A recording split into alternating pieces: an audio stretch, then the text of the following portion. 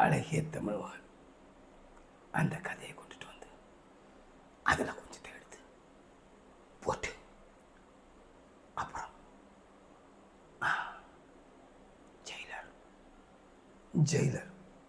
Jailer கதையிலேருந்து கொஞ்சம் எடுத்துகிட்டு வந்து அப்படியே அதையும் போட்டு அப்புறம் இப்போ ராயன் வந்துச்சுல,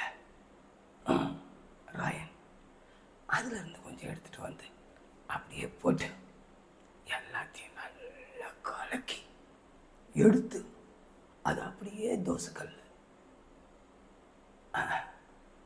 மாடர்ன் ட்ரெண்டு அப்படியே மைக்ரோ ஓவனில் வச்சு அதுக்கு மேலே கொஞ்சம் தக்காளி கொத்தமல்லி எல்லாம் போட்டு எடுங்கயா சார். ஓடுமா சார்? என்னப்பா இப்படி கேட்டுட்ட?